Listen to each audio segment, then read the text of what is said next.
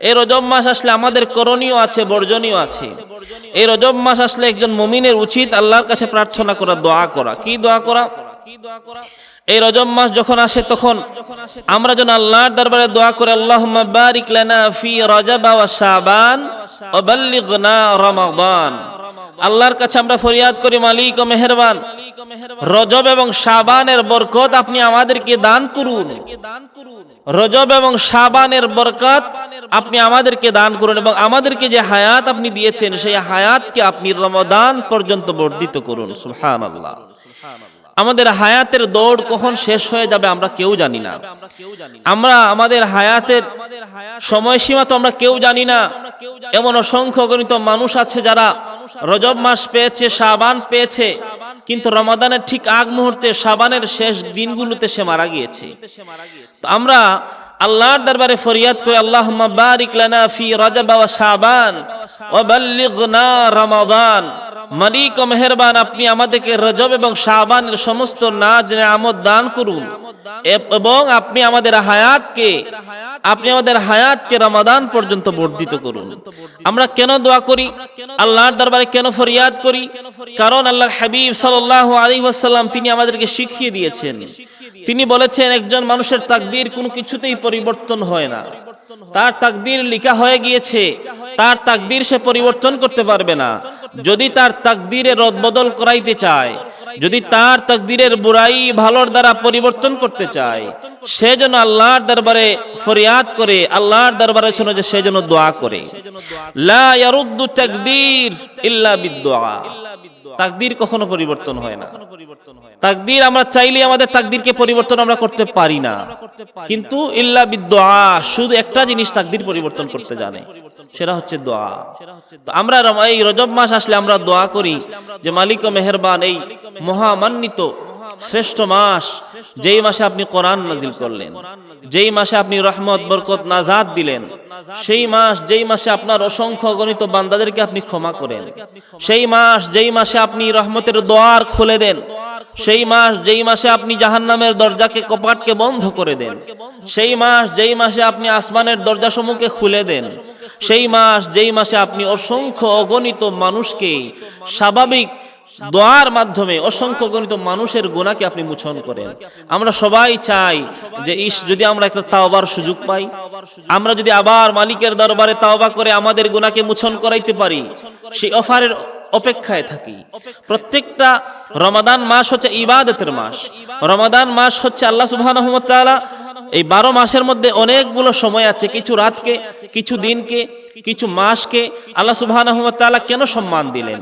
সম্মান দেওয়ার কারণ হচ্ছে এই সম্মানের মাধ্যমে ইবাদতের মৌসুমকে তিনি বাড়িয়ে দিলেন, যাতে করে এই মৌসুমে আমরা ইবাদত করি, এই মৌসুমে আমরা আল্লাহর দরবারে ফরিয়াদ করি, এই মৌসুমে আমরা আল্লাহর কাছে চাই, এই মৌসুমে আমাদের জীবনের সেই পচা গন্দা গুনাহের জন্য মালিকের দরবারে কাঁদি। আমরা আমাদের জিন্দগিতে হায়াত পেয়ে রমাদান পেলাম, কিন্তু গুনাহ মোচন করাইতে পারলাম না। আমরা চাই সবাই আমরা যদি আরেকটা রমাদান পাই, তাহলে আমরা আমাদের জীবনের গুনাহগুলোকে মোচন করাইতে পারবো। এই জন্য আল্লাহর হাবিব সাল্লাল্লাহু আলাইহি ওয়াসাল্লাম তিনি বলেন, আদ-দুআ হুয়াল ইবাদাহ। দোয়া তো ইবাদত। একজন মানুষ আল্লাহর কাছে দোয়া করবে, এই দোয়া করবে এর মানে সে ইবাদত করছে। আবার অপর বর্ণনায় আল্লাহর হাবিব সাল্লাল্লাহু আলাইহি ওয়াসাল্লাম তিনি বলেন, আদ-দুআ মুখুল ইবাদাহ। দোয়া হচ্ছে ইবাদতের মগজ। অর্থাৎ একজন মানুষ সুস্থ, একজন মানুষের হাত ভালো, পা ভালো, তার চলাফেরা সব ঠিক আছে, একজন মানুষের দেখতে সব কিছু ঠিকঠাক মনে হচ্ছে, কিন্তু এই মানুষের যদি মগজ না থাকে, অথবা এই মানুষের মগজে যদি সমস্যা হয়, তাহলে এই মানুষ পৃথিবীতে বেঁচে থাকা আর লাশ থাকা সেম কথা। এই জন্য আল্লাহর হাবিব সাল্লাল্লাহু আলাইহি ওয়াসাল্লাম বললেন, আদ-দুআ হুয়াল ইবাদাহ। আর তিনি বললেন, আদ-দুআ মুখুল ইবাদাহ। আমার উম্মতেরা তোমরা দোয়া করো, আমার উম্মতেরা তোমরা দোয়া করো, এই দোয়া তোমাদের জন্য ইবাদত হিসেবে গণ্য হবে। তোমরা যখনই বিপদে পড়বে, যেথায় বিপদে পড়বে, যেই অবস্থায় বিপদে পড়বে, যেই প্রয়োজন বিপদে পড়বে, তোমরা মালিকের কাছে চাও, তোমরা মালিকের কাছে ফরিয়াদ করো। তোমাদের এই চাওয়ার মাধ্যমে তোমাদের তাকদিরে যদি বুরাই থাকে, তোমার তাকদিরে যদি অকল্যাণ থাকে, তাহলে তোমার দোয়ার কারণে, তোমার ক্রন্দনের কারণে, ভালো আমলের কারণে, আল্লাহর কাছে সাহায্য চাওয়ার কারণে আল্লাহ সুবহানাহু ওয়া তাআলা তোমার তাকদীরের বড়াই তিনি দূর করে দিবেন। এই পৃথিবীর জমিনে আমরা যদি আমাদের সামাজিক অনুষ্ঠানগুলো আমরা দেখি, যে আমরা যে একটা প্রোগ্রাম করতে চাই, সেই প্রোগ্রামের আগে আমরা প্রস্তুতি গ্রহণ করি যে আমার প্রোগ্রামের টাকা কত খরচ হবে, আমার প্রোগ্রামে জনমানুষের কতটুকু প্রয়োজন পড়বে, আমার প্রোগ্রামটা আমি কোথায় আয়োজন করব, আমার প্রোগ্রাম দ্বারা আমার কল্যাণ কি হবে, আমার প্রোগ্রাম দ্বারা আমার কোনো অকল্যাণের দিক আছে কিনা, প্রত্যেকটা দিক একজন মুমিন মুসলমান সে বিবেচনা করে। অর্থাৎ সামাজিক জীব যারা আমরা মানুষেরা এই জিনিস চিন্তা করি, কিন্তু আমরা ইবাদতের ক্ষেত্রে আমরা সেই প্রস্তুতি গ্রহণ করতে আমরা পিছিয়ে থাকি। যেই রমাদান মাসকে আল্লাহ সুবহানাহু ওয়া তাআলা সম্মান দিয়েছেন, ইজ্জত দিয়েছেন, যেই রমাদান মাসকে আল্লাহ সুবহানাহু ওয়া তাআলা আমাদের জন্য নিয়ামত দিয়েছেন, সেই রমাদান মাস আসে, সেই রমাদান মাস যায়, যেই রমাদান মাসের মধ্যে আল্লাহ সুবহানাহু ওয়া তাআলা এমন একটি রাত্রি দান করেছেন, যেই রাত্রিতে ইবাদত করলে 1000 মাসের সমতুল্য সওয়াব পাওয়া যায়। যেই রাত্রিতে ইবাদত করলে আল্লাহ সুবহানাহু ওয়া তাআলা অসংখ্য অগণিত নেকি দান করেন। এমন একটি রাত যেই রমাদান মাসে দান করলেন, এমন একটি রাত যেই রমাদান মাসে দান করলেন, যেই রমাদান মাসে ইবাদতের মাধ্যমে, তাওবার মাধ্যমে মুমিন আল্লাহর সন্নিকটে চলে যায়, সেই গোলাম আল্লাহর পছন্দের হয়ে যায়। এই রমাদান মাস আমাদের কাছে আসে, আবার রমাদান মাস আমাদের থেকে বিদায় নিয়ে নে, আমরা আসে এবং যাই, কিন্তু আমাদের তাকদীরের কোনো পরিবর্তন আমরা করতে পারি না। আমাদের গুনাহের দ্বারা, আমাদের গুনাহের কথাগুলোকে, আমাদের গুনাহকে আল্লাহ সুবহানাহু ওয়া তাআলার কাছে সুপর্দ করে আল্লাহর কাছ থেকে আমরা ক্ষমা নিতে পারি না। আমাদের কাছে রমাদান আসে ঠিকই, বারে বারে রমাদান আসে, কিন্তু আমরা রমাদান আসে এবং যায়, আবার কখন রমাদান আসে আমরা অনেকে টেরও পাই না। অথচ আল্লাহর হাবিব সাল্লাল্লাহু আলাইহি ওয়াসাল্লাম তিনি রমাদান আসার আগে, রজব যখনই আসে তখনই তিনি প্রস্তুতি গ্রহণ করতেন, প্রিপারেশন নিতেন যে রমাদান আসছে, মানুষকে ক্ষমা করবে, রমাদান আসছে আমার জিন্দগির গুনাহকে মোচন করবে, রমাদান আসছে আমি আমার ইষ্টিগোষ্ঠী, আমার পাড়া প্রতিবেশী, আমার হকদার মানুষ যারা আছে তাদের জন্য আমি দোয়া করব, তাদের কল্যাণের জন্য, তাদের মাগফিরাতের জন্য, আমার বাবার জন্য, আমার মায়ের জন্য আমি মালিকের দরবারে ফরিয়াদ করব, আমার তাকদীর পরিবর্তনের জন্য দোয়া কবুলের সময় আমি আমার মালিকের দরবারে ফরিয়াদ করব। এমন মাস আসে ঠিকই, কিন্তু আমরা সেই মাসের জন্য আমরা প্রস্তুতি গ্রহণ করি না। ভাইরা আমার, আপনি যদি একটা ফসলের গাছ রোপণ করেন, সেই গাছ রোপণ করার সাথে সাথে আপনি ফসল পাবেন না। সেই গাছ রোপণ করার পরে আপনি সেটার পরিচর্যা করতে হবে। আপনি এই পরিচর্যা যখন করবেন, পরিচর্যা করার পরে ধীরে ধীরে সেই গাছ বড় হবে, সেই গাছ থেকে আপনি ফল ভক্ষণ করবেন, ফসল আসবে, সেই ফসল আপনি খাবেন। এখন রমাদান মাস আসে, যখনই চাঁদ দেখা দেয়, চাঁদ দেওয়ার আগে কিছু মানুষ মনে করে যে এবার রমাদান মাসে আমি ইবাদত করে একদম আমার বাকি যেই জিন্দগিতে যত রমাদান পেয়েছি সমস্ত রমাদানের ইবাদত এই রমাদানের মাধ্যমে আমি পুষিয়ে দিব। কিন্তু ওই গুনাহগার বান্দা সে শুধু তারিখ করে, এই তারিখের মাধ্যমে সে শুধু প্রস্তুতি নেয় যে রমাদান আসলে ইবাদত শুরু করব, রমাদান আসলে আমি গীবত বন্ধ করে দিব, রমাদান আসলে আমি মুনাফিকি বন্ধ করে দিব, রমাদান আসার সাথে সাথে আমার যা গুনাহ আছে আমি সব গুনাহের রাস্তাকে স্টপ করে দিব। দেখেন একটা বিষয়, যে ফ্যান যদি চালানো থাকে, একটা মানুষ চাইলেই সেই ফ্যান সুইচ দেওয়ার সাথে সাথে সেই ফ্যান বন্ধ হবে না।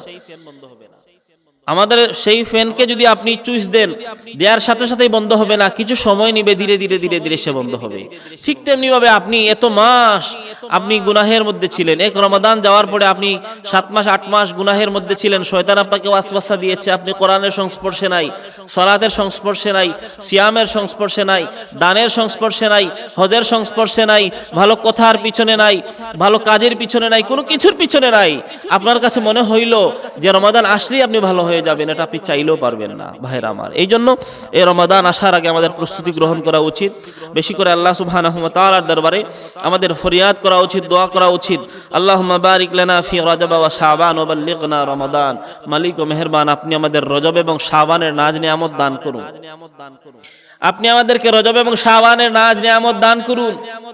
আর মাহে রমাদান পর্যন্ত আপনি দয়া করে, যদি আমার হায়াত এর আগে শেষ হয়ে যায়, তাহলে মাহে রমাদান পর্যন্ত আপনি আমার হায়াতকে বর্ধিত করে দিন। সুবহানাল্লাহ। এই মাস আসার পরে, এই রজব মাস আসার পরে আমাদের কিছু কাজ থাকে। এই মাস আসার পরে আমাদের কিছু প্রস্তুতি নেওয়ার বিষয় থাকে, যে আমাকে কিভাবে আমি প্রস্তুত নিব, আমরা কিভাবে প্রিপারেশন নিয়ে নিজেকে আমি প্রস্তুত করব। এর মধ্যে প্রথম নাম্বার হচ্ছে এই মাসে গুনাহ থেকে বেঁচে থাকা। এই মাস প্রবেশ করার পর আমরা অনেক মানুষ জানিও না রজব মাস প্রবেশ করেছে। আমরা সব মাসের হিসাব জানি, কিন্তু আরবি মাসের হিসাব আমরা জানি না। রজব মাস ঠিকই আসে, রজব মাস চলে যায়, শাবান যখন আসে কিছু মানুষ টের পায়। কারণ এই মাসে দেখা যায় নিসফুমিন শাবান, যেটাকে আমরা সবে বরাতের রাত্রি বলি, এই মাস থাকে বিদায় অনেক মানুষ টের পায়।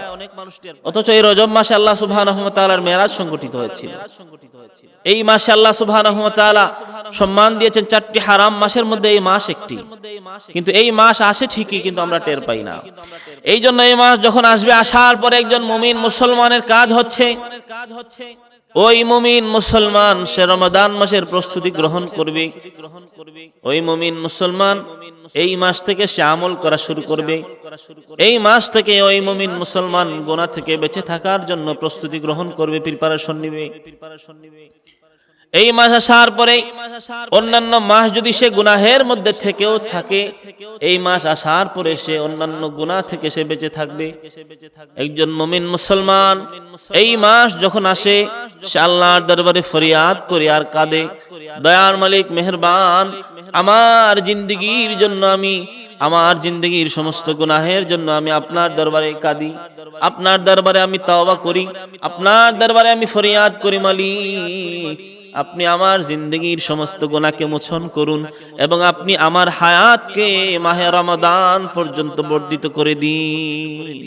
এটা মুমিনের কাজ হলো আল্লাহর দরবারে যখনই রজব মাস আসবে তখনই সে আল্লাহর দরবারে রমাদানের জন্য সে কাঁদবে। তো এই মাস আসার পর আমাদের কাজ কি?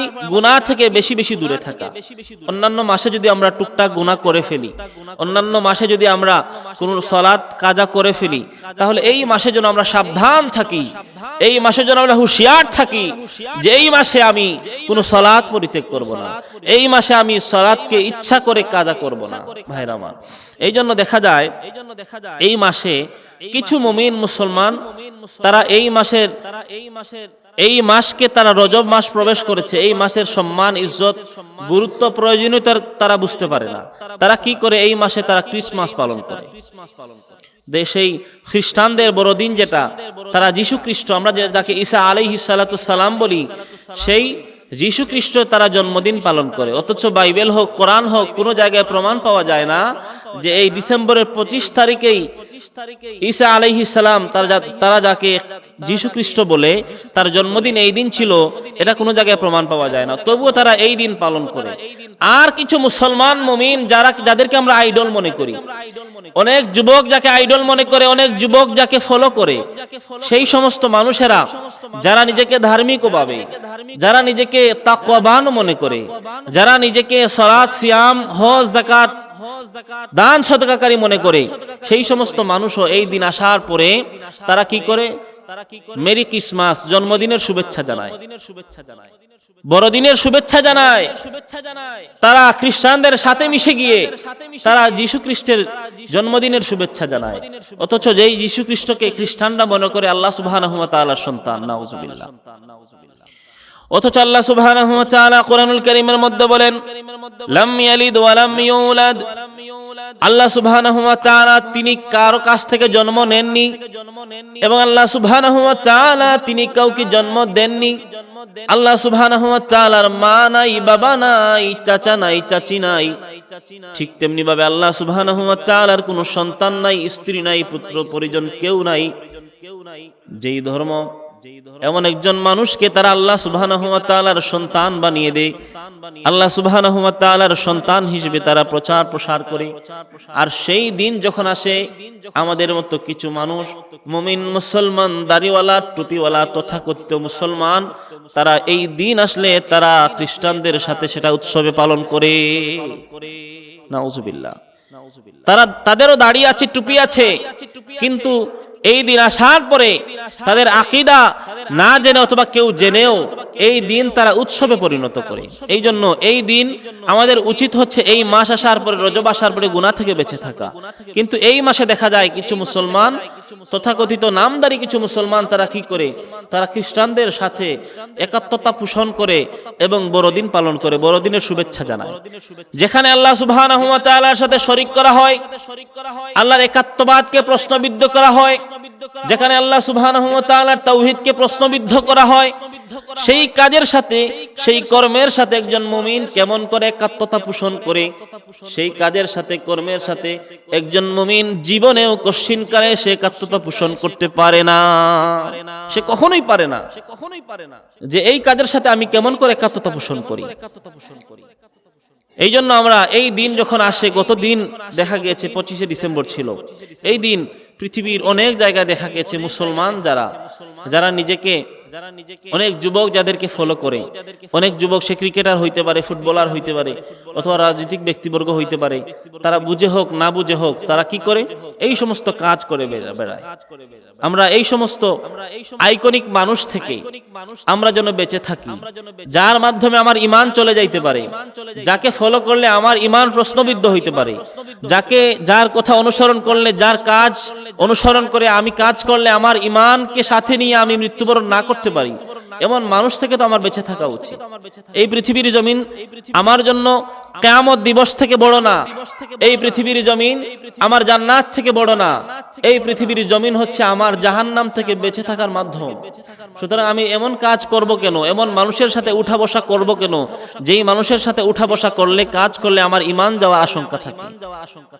ভাইরা আমার, এই জন্য আরেকটা জিনিস দেখা যায়, এই ডিসেম্বর মাস চলছে, 31শে ডিসেম্বর দিবাগত রাত্রিতে এই পৃথিবীর মধ্যে অসংখ্য গণিত যুবক যারা 31st নাইট উদযাপন করে। এই রাত আসার পরে ঠিক যখন 12টা 1 মিনিট হয়ে যায়, তখন তারা আতশবাজি, বিভিন্ন আতশবাজি ফুটায়। এই আতশবাজির মাধ্যমে তারা কি করে, তারা এই রাত্রিকে উদযাপন করে।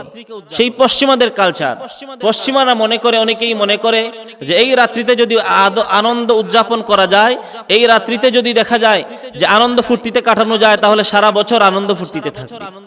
এই পশ্চিমারা যে কালচার আমাদেরকে দিয়ে গিয়েছে, আমরা সেই কালচারকে আঁকড়ে ধরেছি। এখন সেই পশ্চিমাদের কালচারগুলোকে মুসলমানরাও হৃদয়ে ধারণ করছে। এই জন্য এই দিন দেখা যায় এই রাত্রিতে আতশবাজি করে, রকেট ফায়ার ওয়ার্ক করে, ফ্লোরার ফায়ার ওয়ার্ক করে, তারপর সাউন্ডিং ফায়ার ওয়ার্ক করে। বিভিন্ন শহরে এই ফায়ারগুলা করার কারণে, এই আতশবাজি করার কারণে সেইখানে এই রাত্রিতে বাচ্চাগুলো ঘুমাইতে পারে না। হার্টের পেশেন্ট যদি থাকে, তাদের হার্টের সমস্যা হয়ে যায়। এবং বিভিন্ন সময় দেখা যায় এই আতশবাজির কারণে, এই শব্দের কারণে অনেক বাচ্চা, অনেক রোগী মারাও যায়। এই জন্য আমরা আমাদের যুবকগুলোকে যেন এই রাত্রি থেকে আমরা এই রাত্রি থেকে যেন তাদেরকে সাবধান করি।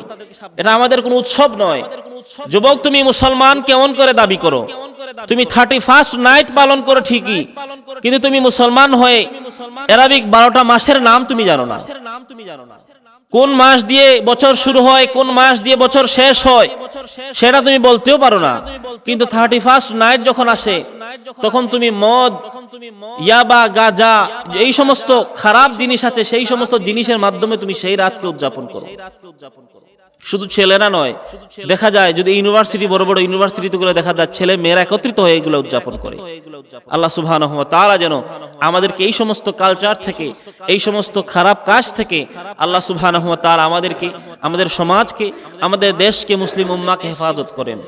এই জন্য যেই কথা বলছিলাম যে এই রজব মাস আসার পরে যত ধরনের গুনাহ আছে, যত ধরনের খারাপ কাজ আছে, প্রত্যেকটা খারাপ কাজ থেকে যেন আমরা বেঁচে থাকি, আমরা যেন বেঁচে থাকার চেষ্টা করি। 2 নাম্বার হচ্ছে এই মাস যখন আসবে, এই মাস আসার পরে নফল ইবাদত আমরা বৃদ্ধি করে দিব। আমরা অন্যান্য মাসে যেই সমস্ত নফল ইবাদত করছি, নফল সালাত আদায় করি, আমরা যখন নফল সিয়াম আদায় করি, নফল সিয়াম পালন করি এবং কোরআন তেলাওয়াত করি, দান করি, সদকা করি, গরিবের পাশে গিয়ে দাঁড়াই, আমরা দুজনের বিবাদকে আমরা মীমাংসা করে দেই, এই মাসে যেন এই কাজগুলো আমরা বেশি করে করি। দেখেন একটা বিষয়, যে অন্যান্য মাসে ইবাদত করা এবং অন্যান্য মাসে গুনাহ করা, একজন মানুষ যদি অন্যান্য মাসে গুনাহ করে, এই মাসে তাকে সাফ নিষেধ করা হয়েছে তুমি এই হারাম মাসগুলোতে গুনাহ করবে না। এই মাসগুলোর এত মর্যাদা দেওয়া হয়েছে। সুতরাং এই মাস আসার পরে আমাদের প্রথম কাজ হচ্ছে, অন্যান্য মাসে আমরা যে আমল করি, অন্যান্য মাসে যদি 100 টাকা দান করি, তাহলে এই হারাম মাস রজব মাসে আমরা 200 টাকা দান করব। অন্যান্য মাসে যদি আমরা মাসে 1টা 2টা রোজা রাখি, তাহলে এই মাসে 4টা রোজা রাখবো। অন্যান্য মাসে যদি আমরা সারা মাসে যদি 2 পারা 3 পারা 5 পারা তিলাওয়াত করি, এই মাসে যেন আমরা তার থেকে দ্বিগুণ তিলাওয়াত করি। এই মাসে আমাদের নফল সালাত, সিয়াম, দান, সাদাকা এই কাজগুলো আরো বেশি করে করা উচিত। এই জন্য 3 নাম্বার হচ্ছে এই মাস আসার পরে তাওবা এবং আত্মশুদ্ধির জন্য আল্লাহর কাছে দোয়া করা। কি দোয়া করা? আল্লাহুম্মা গফিরলি ওয়ারহামনি ওয়া তুব আলাইয়া। দয়ার মালিক ও মেহেরবান, আপনি আমাকে ক্ষমা করুন, আপনি আমাকে দয়া করুন এবং আপনি আমার তাওবাকে কবুল করুন। সুবহানাল্লাহ। আল্লাহুম্মা গফিরলি ওয়ারহামনি ওয়া তুব আলাইয়া। আমরা আল্লাহর দরবারে যেন বেশি বেশি করে চাই, মালিক ও মেহেরবান আপনি আমাকে ক্ষমা করুন এবং আপনি আমাকে দয়া করুন আর আমার তাওবাকে আপনি কবুল করুন। এই 3টা কাজ, এই 3টা দোয়া যদি একজন মুমিন মুসলমান আল্লাহর কাছে করে, তাহলে তার আল্লাহর কাছে চাওয়ার তো আর কিছু বাকি থাকে না। এই জন্য এই মাস আসার পরে আত্মশুদ্ধির জন্য, তাওবার জন্য আমরা বেশি বেশি করে যেন আল্লাহর দরবারে দোয়া করি, আল্লাহুম্মা গফিরলি ওয়ারহামনি ওয়া আতুব আলাইয়া। মালিক আপনি আমাকে ক্ষমা করুন, দয়া করুন এবং আমার তাওবাকে কবুল করুন। এই মাসের সম্মানে, এই মাসের ইজ্জতে, এই মাসকে আমরা যেন আমাদের আমল দ্বারা আমরা যেন পরিপূর্ণ করে রাখি। এই মাসে যদি আপনি গুনাহ করে ফেলেন, এই মাসে যদি আল্লাহর সাথে নাফরমানি করে ফেলেন, এই মাসে যদি আল্লাহকে আপনি কম ডাকেন, তাহলে অন্যান্য মাসে যদি কম ডাকেন, তাহলে এই মাসে আপনি বেশি করে ডাকবেন। এই জন্য আল্লাহ সুবহানাহু ওয়া তাআলা আমাদেরকে যেন এই মাসকে ইবাদতের প্রস্তুতি হিসেবে, রমাদানের প্রস্তুতি গ্রহণ করার জন্য এই মাসকে কবুল করে। এই মাসকে যেন আমরা হেলায় হেলায় না কাটাই, এই মাসকে যেন আমরা তুচ্ছ তাচ্ছিল্য না করি। দেখেন আল্লাহ সুবহানাহু ওয়া তাআলা আমাদেরকে সুযোগ দিলেন, 12 মাস দিলেন। এই 12 মাসের মধ্যে 4 মাসকে সম্মান দিলেন, যে এই 4টি মাসে তোমরা ইবাদত করিও, এই 4টি মাসে তোমরা ভুলেও গুনাহ করিও না, এই 4টি মাসে তোমরা আমার কাছে চাইও, আমি তোমাদের চাওয়াকে কবুল করব, তোমাদের ফরিয়াদকে আমি কবুল করব। কিন্তু আল্লাহ আমাদেরকে সুযোগ দিলেন, অফার দিলেন, 12 মাসের মধ্যে 4 মাসই অফার দিলেন। 3 ভাগের 1 ভাগ মাসকে আমাদের জন্য দিয়ে দিলেন, যে এই মাসগুলোতে তোমরা আমার কাছে যা চাও আমি আল্লাহ তা দিব। কিন্তু এই মাসের অফারকে আমরা নিতে রাজি নই। তার মানে আমরা অফার নিতে রাজি নই, আমরা বুঝাতে চাই যে আমরা যা ইবাদত করছি তাই আমাদের জন্য এনাফ, অথবা এটা বুঝাতে চাই যে আমার জন্য জান্নাতের প্রয়োজন নাই, আমার জন্য জান্নাতের প্রয়োজন নাই, আমি যা করছি তা নিয়ে আমি চলে যেতে পারি, জান্নাত দিলেও ভালো না দিলেও ভালো। আমরা এই কাজটাই বুঝাতে চাই, আমরা ধাম্বিকতার সহিত এই জিনিসটা বুঝাতে চাই। এই জন্য ভাইরা আমার, আমরা এই মাসে, এই জন্য আল্লাহ যেভাবে সম্মান দিয়েছেন, আমরা যেন নিজেরাও এই মাসকে সম্মান দেই। আমরা যেন এক একজনের সাথে দ্বন্দ্ব কলহে বিবাদে লিপ্ত না হয়ে পড়ি। আমরা যেন এক একজনের সাথে সুন্দর আচার ব্যবহার, আমরা যেন সালাত, সিয়াম, হজ, যাকাত, আমাদের উপর যা তৌফিক আছে, যা ইবাদত করার সুযোগ আছে, সেই ইবাদতগুলোকে যেন আমরা করি। আল্লাহ সুবহানাহু ওয়া তাআলা আমাদেরকে তৌফিক দান করেন। বিশেষ করে রমাদান মাস আমাদের সন্নিকটে খুব কাছাকাছি চলে এসেছে। এই রজব মাসের পরে আরেকটি মাস, রজব মাসের পরে আরেকটি মাস, এই একটি মাসের পরে আমাদের কাছে মহামান্বিত রমাদান চলে আসবে, যেই মাসের জন্য মুমিন মুসলমান আকাঙ্ক্ষায় থাকে, দিন গণে। যখন ফুটবল বিশ্বকাপ যখন আসে, যুবকেরা দিন গণে, কয়দিন আছে, কয়দিনের পরে বিশ্বকাপ শুরু হবে, কয়দিন পরে ক্রিকেট বিশ্বকাপ শুরু হবে, কয়দিন পরে আমাদের বাড়ির পাশে একটা মাহফিল আছে, সেই মাহফিল আসবে। পিচি ছোট ছোট বাচ্চারা দিন গণবে, আরো 10 দিন পরে, 9 দিন পরে, 8 দিন পরে আমাদের একটা মাহফিল আছে, সেই মাহফিলে আমরা উদযাপন করব, সেই মাহফিলে যাব, সেই মাহফিলে কেনাকাটা করব, ওয়াজ শুনবো, তাবারুক খাবো। এটা আনন্দ থাকে, এটা খুশির ভাব কাজ করে। ঠিক তেমনি ভাবে মুমিন তো তার কাছে সর্বশ্রেষ্ঠ মাস আসবে, তার কাছে আল্লাহ সুবহানাহু ওয়া তাআলার দেয়া নিয়ামত আসবে, যেই মাসে সে আল্লাহর কাছে চাইলে আল্লাহ ক্ষমা করবে, আল্লাহর কাছে চাইলে আল্লাহ দিবেন, আল্লাহর কাছে চাইলে আল্লাহ সুবহানাহু ওয়া তাআলা তার চাওয়াকে পূরণ করবেন।